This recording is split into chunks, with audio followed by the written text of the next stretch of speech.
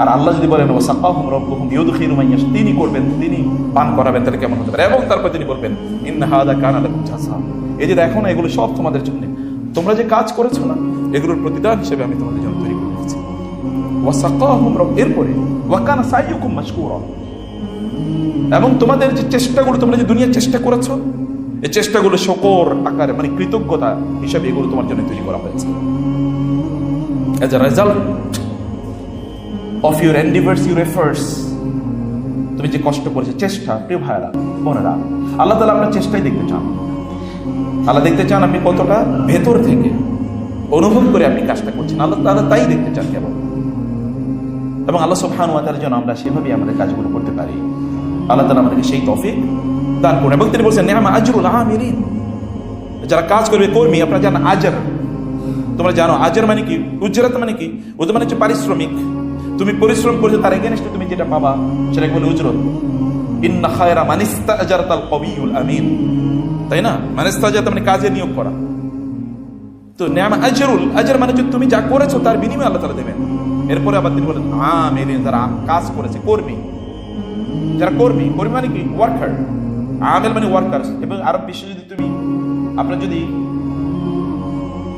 ওইখানে জবের ভিসা নিয়ে যান, তাহলে দেখবেন ওখানে লেখা থাকে মেহনাহুল আমল, আমল মানে হচ্ছে কি work, work permit, work visa.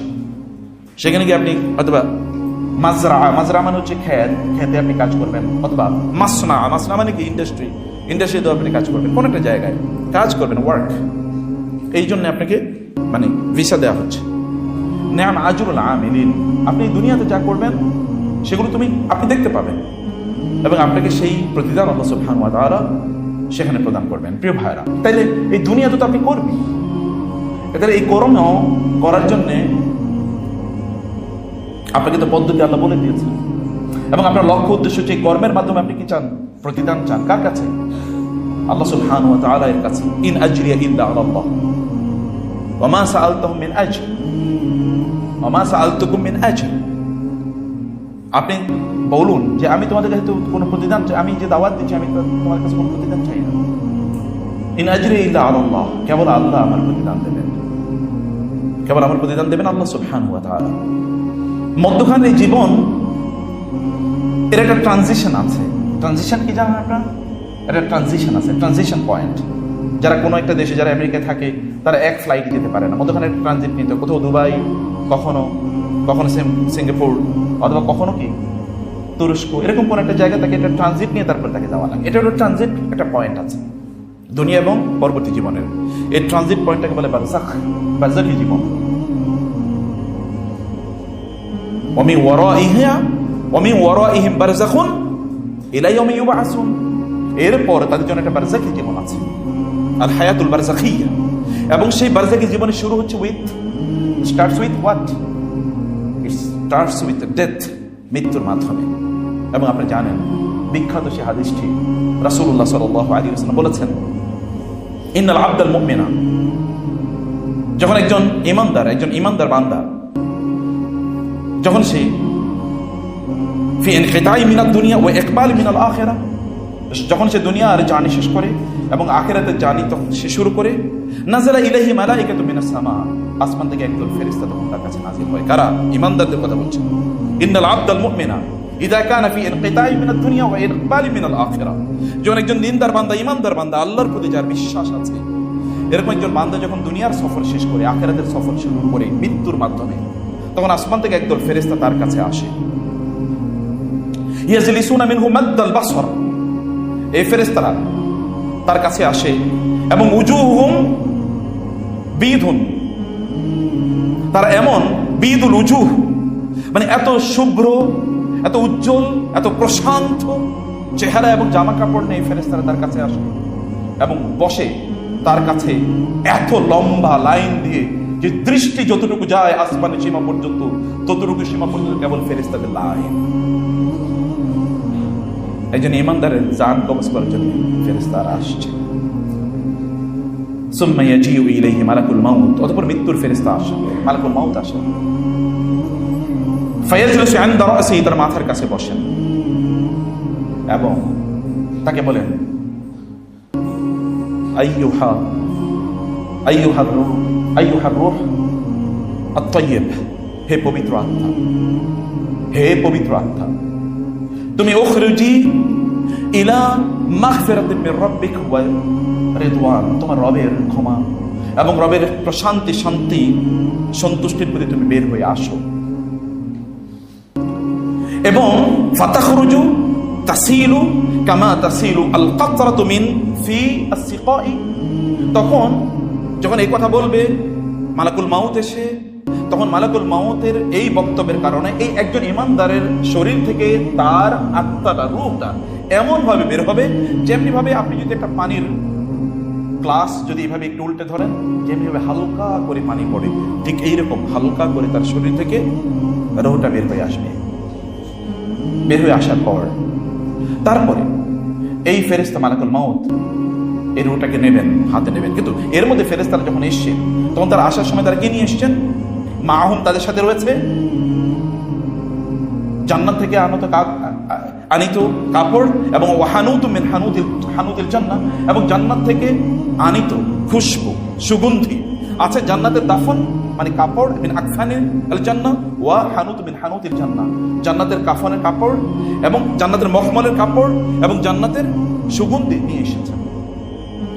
যখন এই আত্মাটা বের হবে, আত্মাটা বের হওয়ার পর মালাকুল মাউত ধরবেন। ফালাম ইয়াদউহা ফি ইয়াদিহি, তারা তার হাতে এখানে তরফাত আইনের এক মানে চোখের পলক পর্যন্ত তার হাতে তাকে রাখতে দেবেন না। ফায়াখুযুনাহা, সবাই মিলে তারা ওই রূহটাকে, আত্মাটাকে ধরবে। ফায়াজআলুনাহা, অতঃপর তারা রাখবেন ফিল কাফন ওয়াল হানুত, ওই যে জান্নাত থেকে তার জন্য যে কাপড় নিয়ে আসা হয়েছে, মখমলের কাপড়, এবং তার জন্য জান্নাত থেকে যে সুগন্ধি নিয়ে আসা হয়েছে, ওই সুগন্ধিওয়ালা কাপড়ের মধ্যে এরকম তাকে জড়িয়ে রাখবেন। যেমন একটা বাচ্চা যখন জন্ম নেয়, তখন আশপাশের লোকেরা একটা কাপড়ে খুব আদর করে, খুবই নরম ভাবে তাকে ধরে, যেন বাচ্চার কোনো কষ্ট না হয়, তার যেন কোনো ব্যথা না পায়, এরকম খুব আদর করে, খুব নরম ভাবে তুলতুলে করে তাকে এরকম কাপড়ের মধ্যে রাখবে। এবং তারপর ফায়াখরুজু মিনহা, অতঃপর এখান থেকে যখন রাখা শুরু হবে, তখন এখান থেকে বের হবে সুগন্ধি, বের হবে কাআতুয়াবি মিসকি কাআতুয়াবি নাফহাতি মিসকিন তুজাদু আলা ওয়াজহিল আরদ, এই জমিনে সবচেয়ে দামি যে পারফিউম আতর আছে, এই আতরের চেয়ে আরো অনেক উন্নত মানের সুগন্ধি তখন এই ব্যক্তির রূহ থেকে তখন বের হতে থাকবে। এই যে রূহ, ইমানদারের রূহ। তারপরে ফায়াসউদুনা বিহা, এরপরে এই আত্মা নিয়ে ফেরেশতারা উপরের দিকে উঠতে থাকবে। কিন্তু একেবারে মাদ্দুল বাসর, একেবারে আসমান পর্যন্ত দিগন্ত বিস্তৃত ফেরেশতার লাইন, এই লাইন নিয়ে তাকে নিয়ে যাবে কোথায়? আকাশে, আসমানের দিকে তাকে যাবে। কুল্লাম, এরপরে যখন ফালা ইয়ামুরুনা আলা মালাইন মিনাল মালাইকাতি, যখনই কোন ফেরেশতার পাশে দিয়ে যাবে, ফেরেশতারা বলবে মা হাযার রিহ আর রূহ আত-তাইয়্যিব, এই পবিত্র আত্মা কি? ও মা হাযার রিহ আত-তাইয়্যিব, এই সুগন্ধি কোথা থেকে আসছে? তখন তারা বলবে ফুলান ইবনে ফুলান, ওই লোকটা মারা গেছে এবং ওই লোকের আত্মা এটা, এবং এই কারণে এই আত্মা থেকে সুগন্ধি বের হচ্ছে। এবং তারা তখন বলবে সর্বোত্তম বি আহসানি আসমাইহিল লাযী কানু ইউসাম্মুনাহু বিহা ফিদ দুনিয়া, এই দুনিয়াতে তাকে সবচেয়ে সুন্দর যে নামে ডাকা হতো, এই নামের কথা উচ্চারণ করবে, যে ওই লোকটা, এবং তার বাপের নাম পর্যন্ত উল্লেখ করবে, যে বাবারা শুনুন, your name will also be announced, will pronounced, will declared, will be mentioned, আপনার নাম উচ্চারণ করবে, অমুকের ছেলে অমুক, অমুকের মেয়ে অমুক, তিনি, তাকে নিয়ে আসা হয়েছে, তার রূহ এখানে নিয়ে আসা হয়েছে। ফায়াস্তাফতিহুনা লাহা, তখন তারা বলবে জান্নাত আসমানের দরজা তার জন্য খুলে দেওয়ার জন্য, আসমানের দরজা তার জন্য খুলে দেওয়া হবে। এবং প্রথম আসমানের দরজা খুলে দেওয়ার পর আসমানের ফেরেশতারা বলবে এই এত সুগন্ধি কোথা থেকে আসে? বলেছে এই যে এই আত্মার সুগন্ধি। তখন সকল ফেরেশতারা সেখানে জড়ো হবে এবং ফেরেশতারা তাকে লাইন আপ করে তারপরে তারা দ্বিতীয় আকাশে তাকে সকল ফেরেশতা মিলে তাকে নিয়ে যাবে। দ্বিতীয় আসমানে গিয়ে একই কথা বলা হবে এবং দ্বিতীয় আসমানের ফেরেশতারাও তাকে এরকম স্বাগত জানাবে, এরকম সুগন্ধ চারদিকে ছড়িয়ে পড়বে। সেখান থেকে তৃতীয়, চতুর্থ, পঞ্চম, ষষ্ঠ, সপ্তম আসমানে যখন নিয়ে যাওয়া হবে, তখন আল্লাহ সুবহানাহু ওয়া তাআলা বলবেন যে উক্তুব কিতাবা আবদি ফিল ইল্লিয়িন, আমার এই বান্দার তার যে আমলনামা, এই আমলনামাটা তুমি এই ইল্লিনে রাখো। ইল্লিন কিন্তু সপ্ত আকাশ শুরু করে, ইল্লিনে রাখো। এবং তাকে তুমি এরপরে বলা হবে যে তাকে ফিরিয়ে নিয়ে যাও, তার লাশ অর্থাৎ তাকে তুমি এবার ফিরিয়ে নিয়েছো জমিনে, যেখানে তাকে দাফন করা হয়েছে সেখানে তাকে ফিরিয়ে নিয়ে যাও, এবং সেখানে তাকে ফিরিয়ে নিয়ে যাওয়া হবে। ফিরিয়ে নিয়ে তারপর তার রুহের মধ্যে তার আত্মাটা ফিরিয়ে দেওয়া হবে কিছুক্ষণ পর। ফিরিয়ে দেওয়ার পরে এরপরে দুজন ফেরেশতা তার কাছে আসবে, ফায়াজিউ মালাকান, দুজন ফেরেশতা আসবে। এবং দুজন ফায়ুজলিসানিহি, তাকে তারা বসাবে এবং তাকে তারা প্রশ্ন করবে, মান রব্বুক, তোমার রবকে, ওয়া মা দীনুক, মান রব্বুক, তোমার রবকে, রব্বি আল্লাহ, আমার রব আল্লাহ, ওয়া মা দীনুক, তোমার দিন কি? বলে দিন ইসলাম, দিন ইসলাম, আমার দিন হচ্ছে ইসলাম। ওমান হাদার রাজুল আল্লাযী বুইসা ফীকুম, এই লোকটাকে যাকে তোমাদের কাছে পাঠানো হয়েছিল। তখন তারা বলবেন, হাদা নবিয়ুনা মুহাম্মাদুর সাল্লাল্লাহু আলাইহি ওয়াসাল্লাম, তিনি আমাদের নবী মুহাম্মদুর রাসূলুল্লাহ সাল্লাল্লাহু আলাইহি ওয়াসাল্লাম। তিনি এটা বলতে থাকবেন। এটা বলছে যখন তিনি থাকবেন, তখন আসমান থেকে ফায়ুনাদি মুনাদি মিনাস সামা, তখন আসমান থেকে একজন ডেকে বলবেন, আল্লাহ তাআলা বলবেন, কত সাদাকা আবদি, আমার বান্দা সত্য বলেছে, আমার বান্দা যা বলেছে সত্য বলেছে। ওয়া মা ইলমুকা, তুমি কোত্থেকে এটা জেনেছো? বলবে, কারাতু কিতাবাল্লাহি ফাআমানতু বিহি ওয়া সাদ্দাকতু বিহি, আমি আল্লাহর কিতাব পড়েছি, সেই কিতাবে আমি এটা জেনেছি, আমি ওই কিতাবের প্রতি ঈমান এনেছি এবং কিতাবের প্রতি বিশ্বাস স্থাপন করেছি, সেভাবে আমার জীবন আমি চালিয়েছি। আল্লাহ তাআলা বলবেন, আমার বান্দা যা বলেছে সে সত্য বলেছে। অতএব আলবিসুহু মিনাল জান্নাহ ওয়া আফরিশুহু লাহু মিনাল জান্নাহ ওয়াফতাহু লাহু বাবা মিনাল জান্নাহ, তোমরা তার জন্য জান্নাতের জামা কাপড় নিয়ে আসো, জান্নাতের জামা কাপড় তাকে পরিয়ে দাও, তোমরা তার জন্য জান্নাতের বিছানা নিয়ে আসো, জান্নাতের বিছানা তার জন্য বিছিয়ে দাও, জান্নাতের সাথে তার জন্য একটা দরজা উন্মুক্ত করে দাও এবং তার জন্য এই কবরটাকে প্রশস্ত করে দেওয়া হবে। মাদ্দুল বাসর, দৃষ্টি যতটুকু পর্যন্ত যায় তার কবরটাকে আল্লাহ তাআলা এত প্রশস্ত করে দেবেন, এত বিস্তৃত করে দেবেন। আল্লাহ তাআলার কাছে জায়গার অভাব নেই, আল্লাহর কাছে জায়গার অভাব, আল্লাহ তাআলা এটা বিস্তৃত করে দেবেন তার জন্য। অতঃপর অতঃপর তার কাছে আসবে মিন রাহিল জান্নাহ ওয়া মিন তাইবিহা, জান্নাতের নিয়ামত এবং জান্নাতের সুগন্ধি, জান্নাতের স্বাদ এবং সুখ এই ব্যক্তির কাছে আসতেই থাকবে, আসতেই থাকবে। অতঃপর তিনি এই অবস্থায় আছেন, এরপর হঠাৎ করে তিনি দেখবেন যে একজন সুদর্শন শক্তিশালী একজন যুবক তার কাছে এসেছে, হাসানুল ওয়াজহি হাসানুস সিয়াবি হাসানুর রিহি, তার কাছে আসবেন যার চেহারা খুবই সুন্দর, তার জামা কাপড় খুবই আকর্ষণীয় এবং তার শরীর থেকে সুগন্ধি বের হচ্ছে। এরকম একজন যুবক আসবেন, তিনি বলবেন, আপনি কে? আপনি কে? এবং তার চেহারা এরকম উজ্জ্বল দেখে, আপনি কে? বলে, আমি তোমার আমালুকা সালেহ, তুমি যে ভালো আমল করেছিলে না, সে আমল না, তুমি যে দুনিয়া যে আমল করেছিলে আমি সে আমল। তিনি বলবেন, তোমার চেহারা দেখে তো মনে হচ্ছে যেন ওয়াজহুকা ওয়াজহুল আল ওয়াজহুল লাযী ইয়াজিউ বিল খায়র, তোমার চেহারা দেখে মনে হচ্ছে তুমি আমাকে কি সুসংবাদ দেবা। তিনি বলবেন, আবশির বিল্লাযী ইয়াসুররুকা, আপনাকে আমি সেই জিনিসের সুসংবাদ দিচ্ছি যা পেয়ে আপনি পরিতৃপ্ত হবেন। ওয়া ইয়াউমুকাল্লাযী হাযা ইয়াউমুকাল্লাযী কুনতা তুআদু, এটা সেই দিন যেই দিনের ওয়াদা তোমাকে দেওয়া হয়েছিল। মাতা হাযাল ওয়াদু ইন কুনতুম সাদিকিন, লোকেরা বলতো নবী রাসূলদেরকে অথবা আলেমদেরকে, আপনারা যে বলতেছেন ওইরকম একটা দিন আসবে, কবে? মাতা হাযাল ওয়াদু ইন কুনতুম সাদিকিন, কবে সেই ঘটনা ঘটবে? এটা সেই দিন যেই দিনের প্রতি তুমি বিশ্বাস করেছো, এটা সেই দিন। অতএব তোমার যা কিছু তোমাকে খুশি করবে সব কিছু তুমি সুসংবাদ নাও। এই অবস্থায় তিনি থাকবেন, জান্নাতের নেয়ামতের মধ্যে ব্যক্তি থাকবেন। ওয়া ইন্নাল আবদাল কাফিরা, আর যখন কোনো একজন কাফের বান্দা যখন ইদা কানা ফি ইনকিতাই মিনাদ দুনিয়া ওয়া ইকবালি মিনাল আখিরা, যখন তার মৃত্যুর সময় আসবে, দুনিয়া থেকে সে বের হয়ে যাবে, আখিরাতমুখী হবে, তখন তার কাছে এগেইন ওই যে একদল ফেরেশতা তার কাছে আসবে এবং এই ফেরেশতা চেহারা সুউল উজু, চেহারা খুবই নিকষ ভয়াবহ, সুউল উজু, ভয়ঙ্কর কালো এবং ভয়াবহ চেহারা নিয়ে আসবে এবং তাদের হাতে থাকবে আল বুসুর, তাদের হাতে থাকবে হাতুড়ি, হাতুড়ি তারা আসবে। আসার পরে তারা ওই ব্যক্তির কাছে বসবে এবং এত লম্বা লাইন যে আসমান পর্যন্ত পৌঁছে যাবে। মালাকুল মউত আসবে, তার কাছে বসবে এবং বলবে, আইয়াতুহান নাফসুল খাবিসা উখরুজি, হে নিকৃষ্ট আত্মা বের হও। সে তো বের হতে চাইবে না। তখন ওই যে হাতুড়ি তাকে পেটানো হবে, হাতুড়ি তাকে পেটানো হবে, কারণ সে বের হতে চাইবে না, এখানে পালাবে ওখানে পালাবে, শরীরে এই অঙ্গে ওই অঙ্গে। ইয়াদরিবুনা উজুহাহুম ওয়া আদবারহুম, আল্লাহ তাআলা বলেছেন ফেরেশতা তাদের মুখ এবং তাদের পিঠে থাকবে। ওয়ালাহুম মাকামিউ মিন হাদিদ কুল্লামা আরাদু আন ইয়াখরুজু মিনহা উঈদু ফিহা, তারা তাদের জন্য মাকামিউ মিন হাদিদ, লোহার হাতুড়ি দিয়ে তাদেরকে পেটানো হবে, তার হাড়গুলো ভেঙে দেওয়া হবে। তারপর সেখান থেকে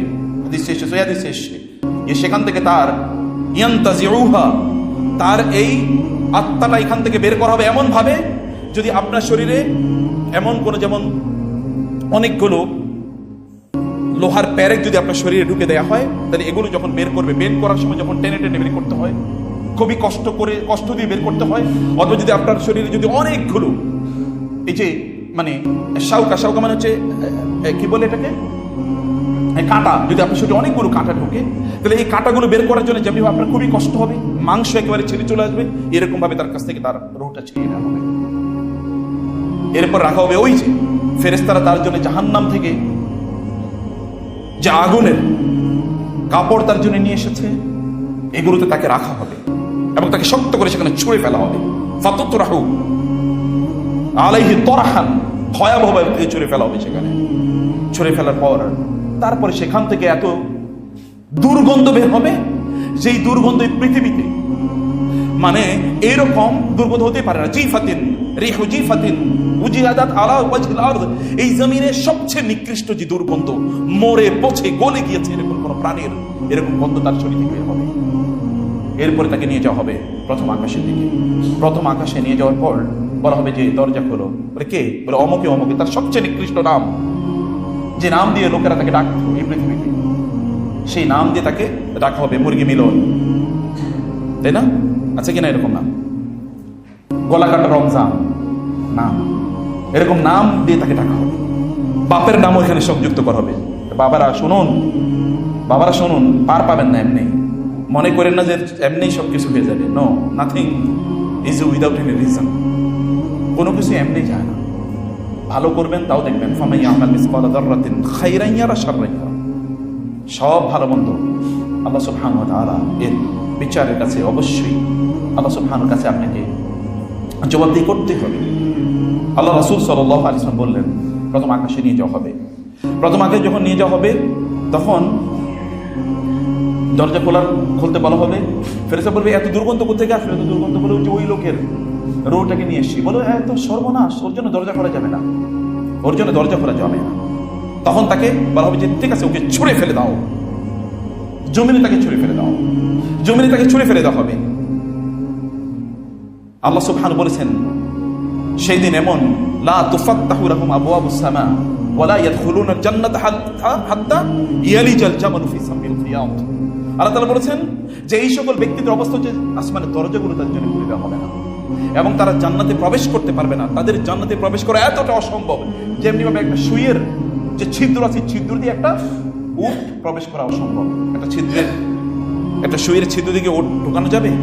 এটা সুতোই তো ঢুকানো যায়, এটা উট কেউ ঢুকবে না, এরকম অসম্ভব। এটা অ্যানালজি কোরআনের, এই যে বাচ্চাদেরকে আপনার ওস্তাদরা যারা আছেন, কোরআনে যে এক্সাম্পল আছে, ওয়াতিলকাল আমসালু নাদরিবুহা লিন-নাসি লাআল্লাহুম ইয়াকিলুন, আমি মানুষের জন্য, ওমা ইয়াকিলুহা ইল্লাল আলিমুন। কোরআনের আমসালগুলো, আমসালুল কোরআন নামে অনেক বই পাওয়া যাবে, জানেন ইন্টারনেটে ঘুরে আমি এরকম এই বইগুলো বাচ্চাদেরকে পড়াতে পারে। কোরআনে কেন আল্লাহ তাআলা এই উদাহরণ দিয়েছেন? আল্লাহ বলেছেন ওমা ইয়াকিলুহা ইল্লাল আলিমুন। আলেম হতে হলে কোরআনের উদাহরণগুলো বুঝতে হবে। উদাহরণ না বুঝলে আল্লাহ তাআলা বলেছেন ও তো আলেমই না, আল্লাহই বলছেন। এগুলো বাচ্চাদেরকে সিলেবাসের মধ্যে রাখতে হবে, তাদেরকে শেখানোর জন্য, তাদেরকে কেবল আলেম হবে। আল্লাহ সুবহানাহু ওয়া তাআলা বলেন যে এই রকমের একটা অসম্ভব অবস্থা বোঝানোর জন্য তারা সেখানে যেতে পারবে না, তাদেরকে জমিনে ছুঁড়ে ফেলে দেওয়া হবে। ফিল আরদি সুফলা, একেবারে সর্বনিম্ন জমির একেবারে নিচুতে, সিজ্জিন, সেখানে তাদেরকে ঢুকে রাখা হবে। এরপরে তাদেরকে তাদের লাশে এর কাছে তার এই রোটাল নাফসাল খাবিসা সেখানে ঢুকিয়ে দেওয়া হবে। এরপরে সেখানে দুজন ফেরেশতা ওই যে আগের মতো আসবেন এবং এসে তাকে প্রশ্ন করবেন, তাকে বসাবেন এবং তাকে প্রশ্ন করবেন তোমার রবকে? বলে লা হা হা লা আদরি, আমি জানি না, আমি জানি না। এবং তোমার কি, তোমার ধর্ম কি? ইনি কে যাকে তোমাদের কাছে পাঠানো হয়েছে? হা হা লা আদরি, হা হা লা আদরি, আমি কিছুই জানি না, আমি কিছুই জানি না। তখন আল্লাহ সুবহানাহু ওয়া তাআলা বলবেন কাযাবা ক্বাদ কাযাবা, ও মিথ্যা কথা বলেছে, ও জানতো কিন্তু ও মানে নাই, ওর কাছে মেসেজ গিয়েছে জানে নাই, অথবা জানার চেষ্টা করে নেই, ও চেষ্টা করে নেই। অতএব জাহান্নাম থেকে ওর জন্য জামা কাপড় নিয়ে আসো, ওর জন্য জাহান্নামের বিছানা নিয়ে আসো, জাহান্নামের দরজা তার জন্য খুলে দাও এবং এরপর জাহান্নামের শাস্তি এবং অন্যান্য উপকরণ তার কাছে আসতে থাকবে। এর মধ্যে একজন ব্যক্তি তার কাছে আসবেন ওই যে আগের মতো করে, প্রচন্ড খারাপ চেহারা নিয়ে, এবং সে বলবে যে আমি তোমার সেই আমল, যে মন্দ আমল তুমি করেছো। প্রিয় ভাইরা, আপনার মৃত্যুর আগে আপনি কেমন চান? কেমন মৃত্যু চান? এমন মৃত্যুকে আপনার হওয়া উচিত না যে আপনি যখন মারা যাচ্ছেন তখন আপনি হাসতেছেন আর পৃথিবী কাঁপতেছে। আপনি যখন মারা যান তখন আপনি হাসতেছেন, গোটা পৃথিবী কাঁপতেছে। রাসূলুল্লাহ সাল্লাল্লাহু আলাইহি ওয়াসাল্লাম এর ইন্তেকাল, তার মৃত্যুর জন্য, একটা উত্তম মৃত্যুর জন্য তিনি আল্লাহর নবী। তারপর তিনি কি না করেছেন? রাতের বেলা তিনি রাতের বেলা এত লম্বা সময় জুড়ে নামাজ আদায় করতেন, দিনের বেলা তো দাওয়াতি কাজই করতেন। রাতের ঘুমানো অবস্থার জন্য মৃত্যু না হয়, যেন ইবাদতের মধ্যে তার মৃত্যু, যেন ইবাদতের মধ্যে তার মৃত্যু হয়। এ কারণে রাতের অধিকাংশ সময় তিনি সালাত আদায় করতেন এবং তার সাহাবীরাও তাই করতেন, সাঈদ ইবনে জুবায়ের রাদিয়াল্লাহু তাআলা হিমসের তিনি গভর্নর ছিলেন ওমর রাদিয়াল্লাহু তাআলার যুগে। ওমর রাদিয়াল্লাহু তাআলা গভর্নরদের সবসময় খবর নিতেন এবং তিনি ওইখানে গেলেন হিমসে, ইরাকের একটা প্রভিন্স। হিমসের লোকেরা বলল ওনার বিরুদ্ধে কেউ এক দুজন মসজিদে, সাধারণত তিনি মসজিদে এরকম বলতেন যে তোমাদের এখানকার গভর্নরের বিরুদ্ধে তোমাদের কোনো মামলা, অভিযোগ আছে কিনা? একজন দাঁড়িয়ে বলেন অভিযোগ আছে। কি অভিযোগ? তার বিরুদ্ধে আমার 4টা অভিযোগ। ইবনে কাসির রাহিমাহুল্লাহ বিদায়া ওয়ান নিহায়াত উল্লেখ করেছেন, বলে 4টা অভিযোগ আছে। বলে কি অভিযোগ? ওমর রাদিয়াল্লাহু তাআলা একটু তিনি অপ্রস্তুত হয়ে পড়লেন, কারণ তিনি জানেন তার জানা মতে সবচেয়ে ভালো মানুষকে তিনি সেখানে নিয়োগ দিয়েছেন। তার এমনকি তিনি তার পরিবারের সদস্য, তার আত্মীয়জন কাউকে নিয়োগ দিতেন, তার জানা মতে সবচেয়ে ভালো মানুষকে তিনি নিয়োগ দিয়েছেন, তার বিরুদ্ধে অভিযোগ। তিনি আল্লাহর কাছে বলেন আল্লাহুম্মা লা তুখাইয়িবনি ফি সাঈদ, আল্লাহ সাঈদের ব্যাপারে আমার ধারণাটাকে আপনি নষ্ট করে দিয়েন না আল্লাহ, আমি তো ওরে ভালো জানি, কিন্তু ওর বিরুদ্ধে অভিযোগ এটা কেমন? একজন দাঁড়িয়ে বললেন যে সাঈদের ব্যাপারে আমাদের 1 নম্বর অভিযোগ হলো উনি সকালে যখন অফিসে আসেন, অফিস মানে হচ্ছে তার রাষ্ট্রীয় কাজের জন্য আসেন, একটু দেরি করে আসেন। 1 নম্বর অভিযোগ। আমাদের বলেন এটা তো খুবই গ্রস ভায়োলেশন, তিনি তো সময়ের বাইরে পরে আসতে পারেন না, তাদের সময় মতো আসতে হবে। উমর আল্লাহ তাআলা আকাশের দিকে তাকালেন এবং বলেন আল্লাহ তুমি আমার সাঈদের ব্যাপারে আমার ধারণাকে ধ্বংস করে দিও। দ্বিতীয় অভিযোগ হলো তিনি কোনো রাতে আমাদের সাথে সাক্ষাৎ করেন না। আমার একটা বিপদে পড়লে রাতে গিয়ে যে তাকে আমরা পাবো কোনোদিনই নেই। ওমর রাদিয়াল্লাহু বলেন আবারও আল্লাহ লা তুখাইয়িবনি ফি সাঈদ। তৃতীয় অভিযোগ হলো শুক্রবারে তিনি আমাদেরকে সময় দেন না। তিনি শুক্রবারে আর্লি জমার আগে আমাদেরকে তিনি সময় দেন না। আমাদের শুক্রবারে তো প্রবলেম থাকতে পারে। ওমর রাদিয়াল্লাহু আবার বলেন আল্লাহুম্মা লা তুখাইয়িবনি ফি সাঈদ, সাঈদের ব্যাপারে আমার ধারণা আপনি নষ্ট করে দিন আল্লাহ। ওমর রাদিয়াল্লাহু চোখ থেকে হঠাৎ করে পানি পড়বে এরকম একটা অবস্থা। হি ওয়াজ জাস্ট বিকামিং ইমোশনাল, কারণ তার best choice, best of the lot তিনি সেখানে নিয়োগ দিয়েছেন। চতুর্থ অভিযোগ যে তিনি মাঝে মাঝে বেহুশ হয়ে যান এবং তিনি আমাদেরকে চিনতে পারেন না। ওমর রাদিয়াল্লাহু আনহু তিনি বললেন আল্লাহ তুমি আমার ধারণা নষ্ট করে দিও, সাঈদ তুমি আর বলো, অভিযোগের উত্তর দাও। সাঈদ দাঁড়ান বলেন ইয়া আমিরুল মুমিনিন। এই কথাগুলো আমি জীবনে কাউকে বলতে চাই না, আমি কখনো কাউকে বলতে চাই না, কিন্তু আজকে যেহেতু অভিযোগ এসছে অবশ্যই আমাকে উত্তর দেওয়া লাগে। ইয়া আমিরুল মুমিনিন, এর আগে আপনি নিজেই জানেন যে আমি গরিব মানুষ। একবার ওমর রাদিয়াল্লাহু হিমসে পাঠালেন যে তোমাদের হিমসে কারা কারা যাকাত খেতে পারে তাদের তালিকা দাও। তালিকা 1 নম্বরে নাম ছিল হচ্ছে গভর্নরের, সাঈদের। 1 নম্বরের নাম কার? যাকাত যারা খাইতে পারে তার মধ্যে 1 নম্বরের নাম হচ্ছে সাঈদ, গভর্নর।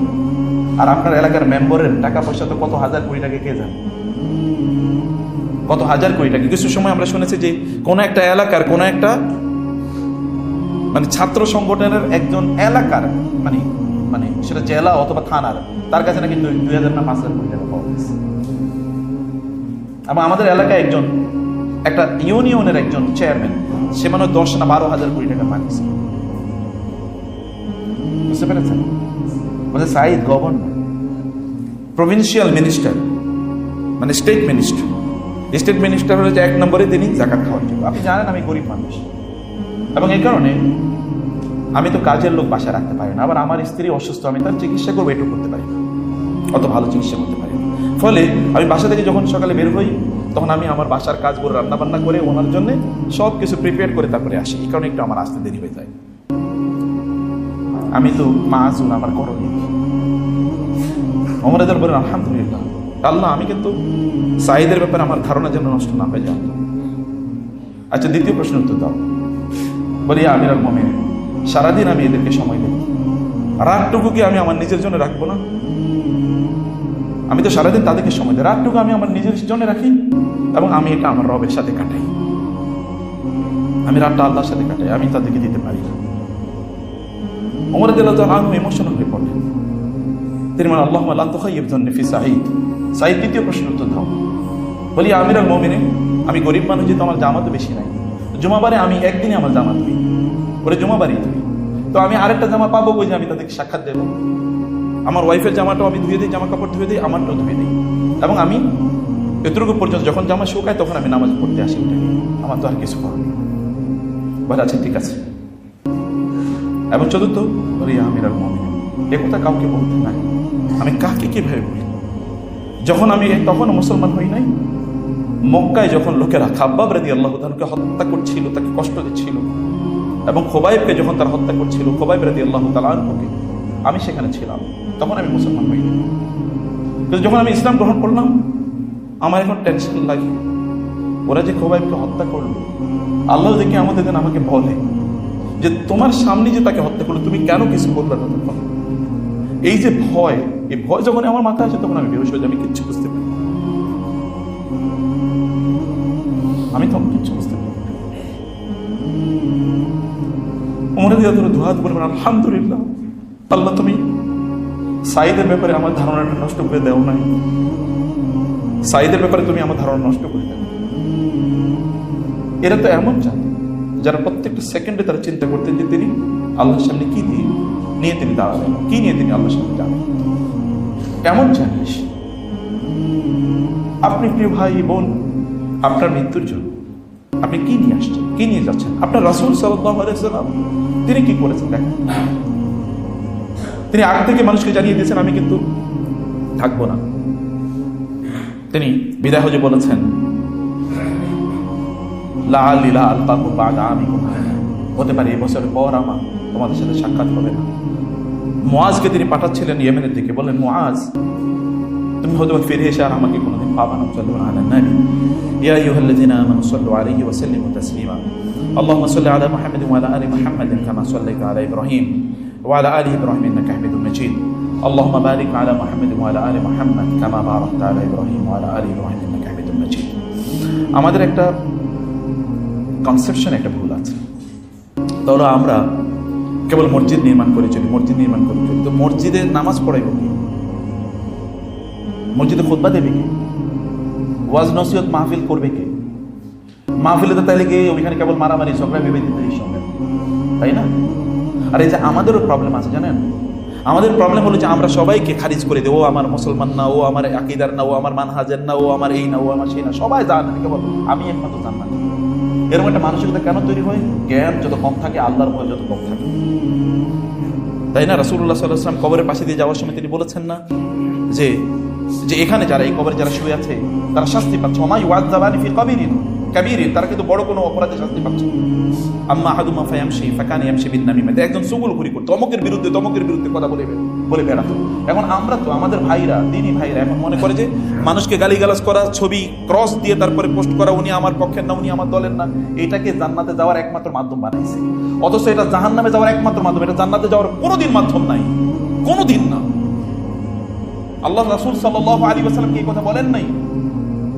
ইন্নাল্লাহা রাফিকুন ইউহিব্বুর রিফক, আল্লাহ তাআলা কোমল, তিনি কোমলকে ভালোবাসেন। ফাবিমা রাহমাতিন মিনাল্লাহি লিনতা লাহুম মা কানা রিফকু ফি শাইইন ইল্লা জানাহু ওয়া মা কানা আল ফুহশু ফি শাইইন ইল্লা শানাহু। আপনি যদি কোনো মুসলমানের ব্যাপারে না জেনে কোনো কিছু বলে মিথ্যা অপবাদ দিচ্ছেন, গীবত গেলে তো এমনি মানে আমল শেষ। আর নামিমা আপনি যদি মানে বহতান করেন বা নামিমা করেন, তাহলে আপনি কি নিয়ে যাবেন আল্লাহর কাছে? মানুষ নিজকে অতই পরিশুদ্ধ মনে করে একটা শয়তানের একটা প্রবঞ্চনা, প্রতারণা, এগুলোর মধ্যে ঢুকে যায় না। এই জন্য আপনাকে মুত্তাকি, দিনদার, নলেজেবল, ডিপ নলেজেবল, মানুষকে হার্ট করে না, মানুষকে আঘাত করে না, মানুষকে দিনের প্রতি দাওয়াত দেয়। আপনি মানুষকে দূরে সরিয়ে দিচ্ছেন, আল্লাহ রাসূলকে দূরে সরিয়েছেন, তিনি দেখেছেন তার কাছে আসলে মানুষ তাকে আগের চেয়ে কম ভালোবাসতো না বেশি ভালোবাসতো? বেশি ভালোবাসতো। আর আমাদের কাছে আসার পরে দুর্গন্ধ শোনায়। কেমন চরিত্র, নেকড়ে বাঘের মতো চরিত্র। এই চরিত্র দিয়ে আপনি কোথায় যেতে চান? দাওয়াত হবে না, অন্য কিছু হইতে পারে। জান্নাতের দাওয়াত হবে না, অন্য কিছু হতে পারে। এখন তাহলে এই জাতীয় আলেম বানানোর জন্য আপনাকে প্রতিষ্ঠান করতে হবে, আপনি মাদ্রাসা মসজিদ বানায় করবেন কি? এত আপনাকে করতে হবে মাদ্রাসা, আপনাদেরকে করতে হবে মাদ্রাসা, মাদ্রাসা বানাইতে হবে। মসজিদে আসবে মুসল্লিরা, নামাজ পড়বে, নামাজ পড়াইব কে? আল্লাহ রাসূল সাল্লাল্লাহু আলাইহি ওয়াসাল্লাম কয়টা মসজিদ বানাইছে বুঝেন নাই আপনারা? কারণ হচ্ছে দিন এর জ্ঞানই তো সমস্যা। আল্লাহ রাসূল সাল্লাল্লাহু আলাইহি ওয়াসাল্লাম কয়টা মসজিদ বানাইছে? মসজিদ নববী, মসজিদে কোবা, মসজিদে কিবলাতাইন, আপনি দেখেন কয়টা খুঁজে পান তো, আপনি দেখেন তো। মসজিদ তারপরে হয়েছে, কিন্তু এই মসজিদে নববী থেকেই এই গোটা পৃথিবীকে নিয়ন্ত্রণ করতে পারে এরকম লক্ষাধিক সাহাবী আল্লাহ রাসূল তৈরি করেছেন সাল্লাল্লাহু আলাইহি ওয়াসাল্লাম, যাদের জন্য রাদিয়াল্লাহু বলা আপনার জন্য বাধ্যতামূলক। দেখেছেন? তাহলে তৈরি করতে হয় কি? প্রতিষ্ঠান তৈরি করতে, যেখানে মানুষ তৈরি হবে। এখন প্রতিষ্ঠান তৈরি কিছু আপনারা যাবেন না, আপনাকে যদি বলে একটা মসজিদ বানাবো তাহলে আপনি টাকা দেবেন, কিন্তু যদি মাদ্রাসা বানাবো তাহলে টাকা দেবেন না। আপনি বুঝে নিন, তাহলে প্রায়োরিটি বুঝি না, ফোকাস বুঝি না, অ্যাটেনশন নেই আমাদের, থট ইজ নট ক্লিয়ার। এই যে মাদ্রাসা আছে, এত চমৎকার মাদ্রাসা, এই যে বাচ্চাদেরকে আমি দেখলাম কি অসাধারণ, মাশাআল্লাহ, এখান থেকে কত বড় বড় আলেম তৈরি হতে পারে। তাহলে এই জায়গায় আপনাদের ইনভেস্টমেন্ট না, টাকা নিয়ে যাইতে পারবেন না, যেগুলো রেখে যেতেছেন এগুলোই আপনাকে ধ্বংস করে ফেলবে। এরপরে পোলাপাইন জুয়া খেলবে, মদ খাবে, কিচ্ছু হবে না। আর আপনি ভালো কাজ করেন, দিনই কাজ করেন, আপনার সন্তানের রিজিকের দায়িত্ব কার? আপনার নাকি আল্লাহ? আল্লাহর। উনি রিজিক দেবেন না তো উনি বানাইছেন নাকি? রিজিক ছাড়া বানাইছেন? ওমা মিন দাব্বাতিন ফিল আরদি ইল্লা আল্লাহু রিজকুহা, আল্লাহ সুবহানাহু ওয়া তাআলা তো রিজিক দেবেন। এজন্য মাদ্রাসায় ইনভেস্ট করেন। এই মাদ্রাসায় আমি এই যে শুনলাম এখন এখানে প্রায় 48 লাখ টাকা, এখানে 48 প্রায় 49 লাখ টাকা এখন এখানে ঋণ। অবাক লাগে। মুসলমানদের মসজিদ আপনি দেখেন, ইহুদি খ্রিস্টানদের স্কুল কলেজ ইউনিভার্সিটি দেখেন কি পরিস্থিতি আছে, আর আমাদের মাদ্রাসাগুলো কি? এগুলো একেবারে ফকিরি হালতে চলে, অথচ আমাদের মুসলমানদের টাকার অভাব নাই। এক ইমাম সাহেবের জন্য বলছে একটা শুভ সংবাদ আছে, কি? এবং একটা দুঃখের সংবাদ আছে, কি? বলে শুভ সংবাদ হলো আমাদের এই মসজিদটা বা আমাদের মাদ্রাসা তৈরি করার জন্য যত টাকা লাগবে সব টাকা আছে আমাদের, কিন্তু দুঃখের সংবাদ হলো সবগুলো টাকা আপনাদের পকেটে এখন আমাদের কাছে আসে, সব এখন আপনাদের পকেটে, এখান থেকে বাইরে হলে সব হয়। তো মাদ্রাসা বানানোর টাকাটা দেন না কেন? একটু দেন। আল্লাহ তাআলা কি কথা বলেন নাই, তুমি যদি এক দাও আমি তোমাকে 700 গুণ দেবো? এটা কে বলছে? এটা কে বলেছে?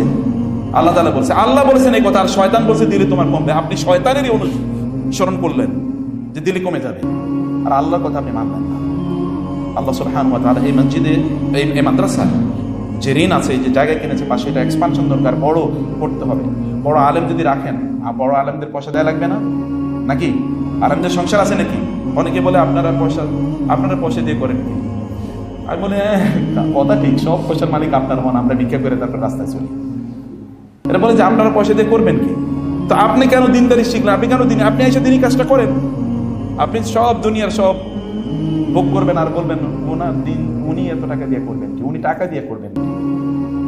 আলেমদের থাকলে কোনোদিন, একজন আলেমের টাকা থাকলে ওটা দিয়ে তিনি মাদ্রাসা করেন, মসজিদ করেন। উনি আপনার মতো অট্টালিকা বানান না, গাড়ি 3টা 4টা 5টা, এটা কোনোদিন করেন। আমি দিনদার আলেমদেরকে কোথাও দেখি না, বুঝতে পেরেছেন? অতএব আলেম তৈরির জন্য আপনাদেরকে প্রতিষ্ঠানগুলোতে পয়সা দেওয়া লাগবে, দেবেন তো নাকি? সুবহানাল্লাহ। অনেকে চিন্তা করে মসজিদে বলবো দিমু, আমি তো আসলে দিব না, এ কারণে মুখ দিয়ে কত বাইর করে না।